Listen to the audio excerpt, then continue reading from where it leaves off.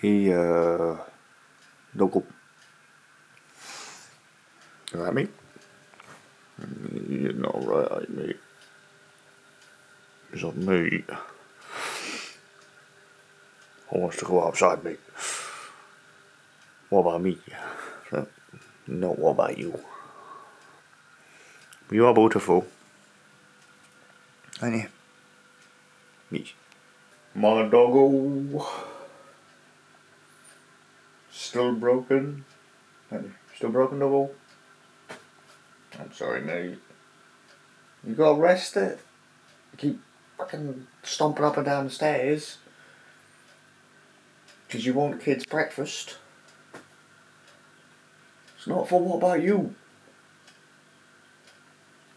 And it's a weird one. Because yesterday was the last day of school for everyone. Except, oh blimey. Except my eldest son, who's now miserable because he has to go to school.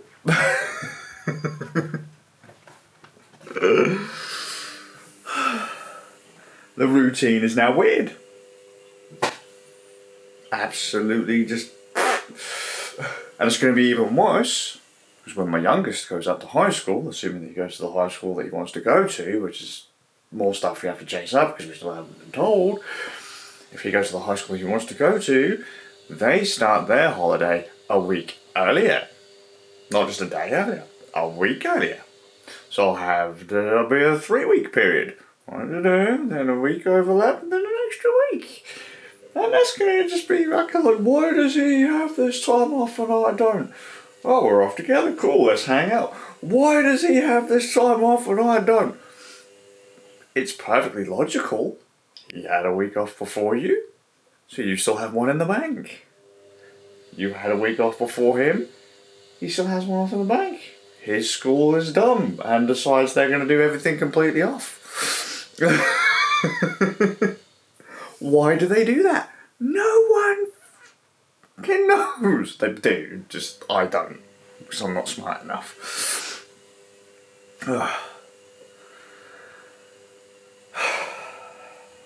same as why do things need 3 AA batteries when, can we not just design them down to 2?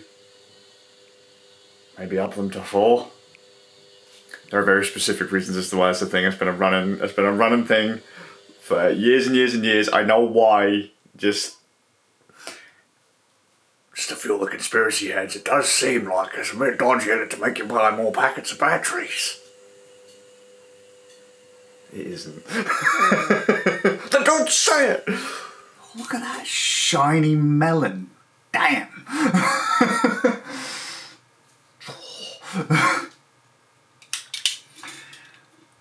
I've taken a bit of a trip down memory lane. It's really, really dumb.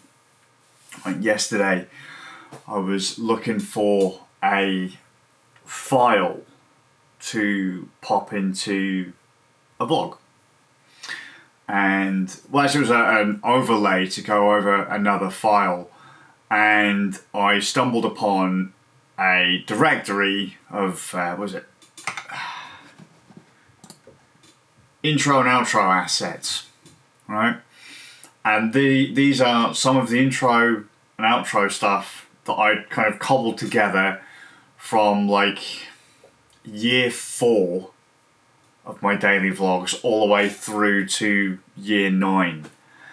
And oh my god, it's terrible. I found a thumbnail, right? A thumbnail GIMP file. 400 megabytes for this thumbnail file. Check this out. There. Look. 400 megabytes! I'll show you why, and actually that's very important. So just give me a sec, that's really important. Do you want to see the contents of this? Do you want to see it? 'Cause it took a while to load. Ready? Look. It's a bunch of the old thumbnails that we used to use. Like, they're all here. So, I'm on a mission from God. That was where I was with Elwood. Just rando. And because what I just basically do is take a shot from the vlog, the games room when we had a games room, and I had hair. Oh my god, I had hair. What the hell? Yeah. You know, I'd just take a screenshot from the vlog and then I'd pixelate it using GIMP and then whap that in. And I basically I kept them all. Look down the side, look. There's stacks and stacks and stacks of just these different images. So like, I don't know, bin that one off.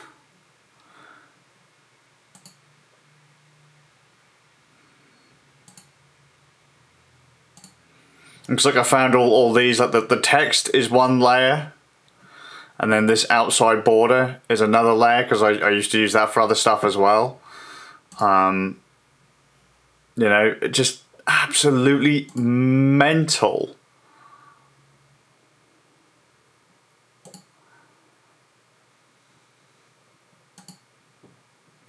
Anyway, so this ties in towards the end.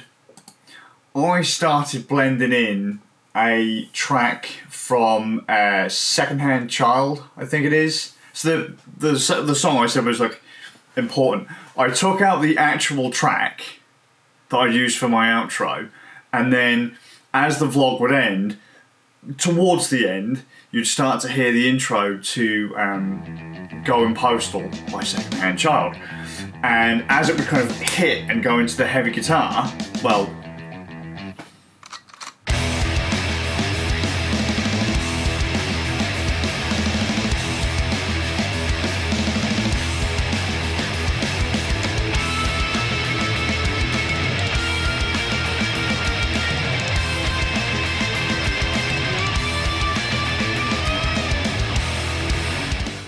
and just, and then that just made my brain go, you know what? I want to play Postal 3. I went on this really random, like, let's play Postal. I haven't played or tried to launch Postal 3 since like 2015. Postal 3 is a nightmare game, right? It was made by, so Postal is a series by Running with Scissors. It's about a guy called Postal Dude, and he literally just goes postal. Going postal is like just murdering everyone, right? You don't have to go postal in, well, generally Postal 2 and Postal 1 is a requirement. You have to kill a certain number of people on the stage before you can move on to the next one. Postal 2, you don't have to go completely psych. You can just go about your business, kind of, you know, pay your bills and all that kind of stuff. You don't have to fire a shot. You can be really passive about it, but the game kind of forces you. Like, it really does push you. You can just run if you want, but it really pushes for you to just mow everyone down, right? It's just a dude in the wrong place at the wrong time, right? Really, really fun shooter. You know, it's just trying to do the right thing, live his life, and just chaos happens around him. Postal 3 comes out, and Running with Scissors palms it off to, I can't remember who the dev studio were, right? But they stuffed it. They screwed the pooch hardcore. And this was around the time when Nvidia were like tacking in like all the different physics stuff. Like, oh, hey, look at the coat as it waves in the wind and all that kind of stuff. Look at the hair and the whoa, right? And they tacked that into Postal 3.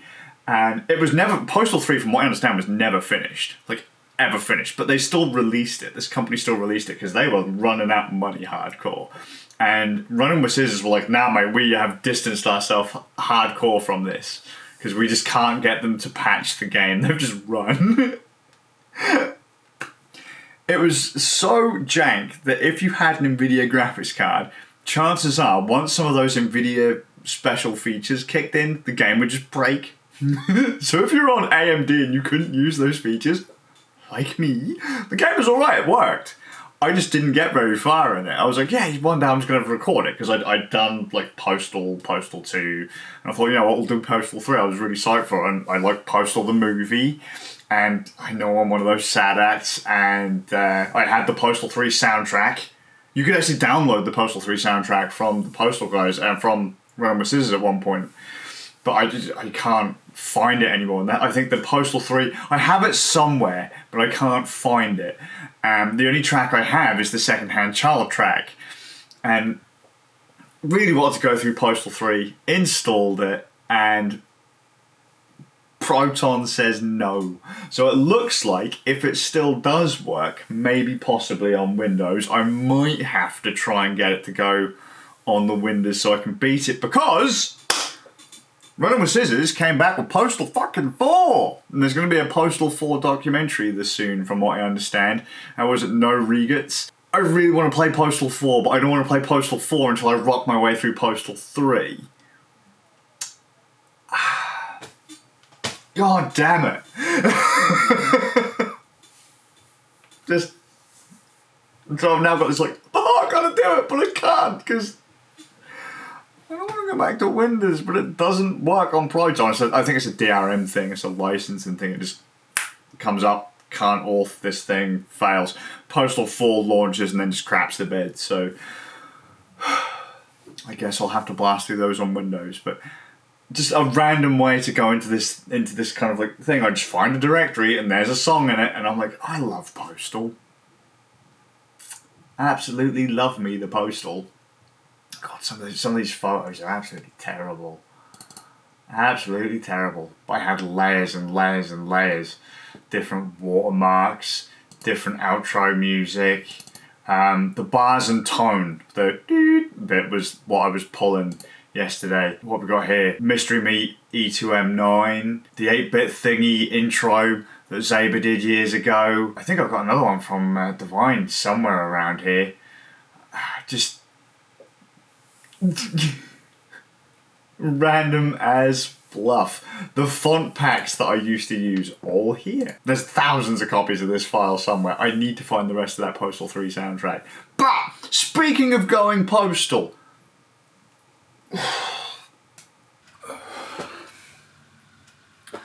sorry, I've lost my train of thought. I'm fighting off a food coma. I've just had steak in sandwiches with much other stuff. Thick sandwich, only meal for the day. Fantastic. Going postal. That was it. Please, please, please, please keep consumer grade electronics that need repair away from me. I won't go into brands or anything at this point, but, and I should actually stress, thinking about it, that I am not an expert. I am not trained in any of this kind of stuff, but I am starting to understand why repair shops are going away, and where in a lot of cases those that are still around will tell you just go out and buy new whatever instead of them actually doing the repair work. So rather than them taking on the job, they just tell you to go and get another one. At least the ones that are kind of cool with their reputation and aren't just there to fleece you, or they're not just in it for the money. They want to kind of do what's right by the customer. That's another reason why a lot of these electronic stores or whatever, instead of just like we can repair your whatever, they just give you another one, because they know that realistically the thing they're selling isn't worth what they're selling it to you for, and so they can sell at a reduced rate for like a return thing. Like they're still making massive profit, even if they have to take back a few, So I'm taking apart a piece of kit today, and it's literally all, there must have been like 4 or 5 different types of screws, and then it was just clip after clip after clip after clip to reveal a panel with more screws in it, and then you'd have to take off more clips to lift off a piece that would then leave you with more screws, and it's just like and the thing is, it's the product in question was like that around potentially the most likely to fail piece, which was I'd already had there was a main circuit board in it, and I'd already had a wee look at that, and everything seemed fine. Had a bit of a poke about, and it literally, honestly, when things fail, it is usually like, I don't know, a penny's worth of solder. or a few pence in wire, or a switch, or a capacitor, or just something. It's never like a full-blown failure. Just what? Well, it is, because that's why you're trying to repair it. But I mean, like, it's not like a catastrophic failure, like it's caught fire, or components have leaked all over the board and damaged the board, or whatever, or whatever like that. It's usually just like, as I say, a dodgy solder joint, or the crappy wiring, or a fuse has gone pop, or just something like that. It's something you could literally replace or repair for pennies. But if you were a repair shop, the time it would take for you to gut the damn thing would probably, then you'd have to charge the customer more than realistically it's worth. Which is absolutely terrifying. Just throw away crap absolutely everywhere. So at least if you go for the big boy gear, industrial gear, it's designed for the most part to be repaired, because a big company isn't just going to go, well, they will just throw it in the bin and all that. If it's mission critical, they want to be able to get someone in there to do a repair on it, or at least be able to swap out a board or whatever in a heartbeat. But consumers, obviously, it's got to look good first, then fulfill its function. But I was looking at it, there's like a release, and there's like, has anyone ever done work on a Dreamcast before? I mean, this is a really like out there thing, yeah. But the Dreamcast has a daughter board that sits on the power supply by like these pins. So you have to push the daughter board onto these pins that connect to it, like just literally like say 4 metal rods, and then these like the bit that in the board that sits with the connector is literally just like push pins, and as you push onto the pin it separates, and there's a metal connection going onto the rod that's going into the power supply bit. Like, I swear it had stuff like that on it, and those failed all the time on the Dreamcast. Literally it's just a case of bending pieces of metal to get a better contact, because over time the flex would kind of, it'd be that way around. They'd kind of bend in, so there wouldn't be any flex making the contact to the pin. So like, imagine it goes out like that shape, and then as you push the rod in, it goes like that. And then over time, when you release it, it doesn't come back out. It's just little things like that. I'm thinking to myself, oh my god, it's literally failing because of friction. Or there's something that's potentially failing because of friction, or a dry solder joint. It's like, what the...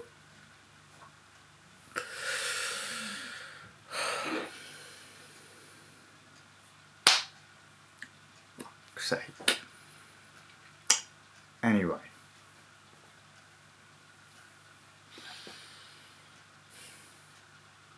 I'm going to try and get an early night, because as I say, I'm about to food coma after a delicious meal of bargain goodies from the shop.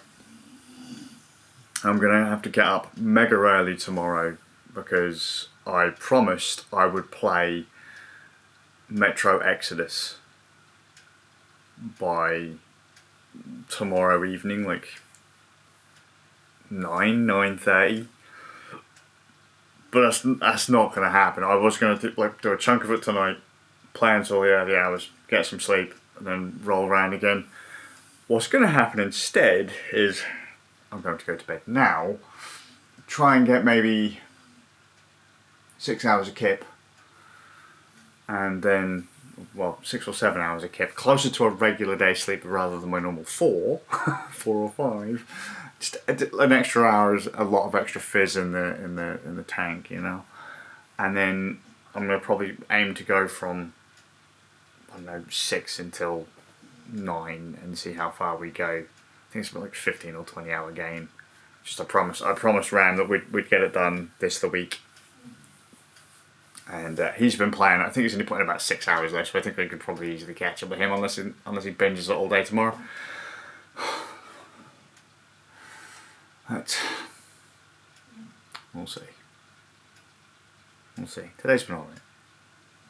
Doggo's bombing around like a madman. He's getting the old courage, but as he starts to bound around again, he starts to hurt himself again, and And the kids are happy. And everyone's happy. Just like that. Food coma time. I hope you're well. And I'll see you all with a bit of luck in the next one. Pretty much everything you buy these days is fucking landfill.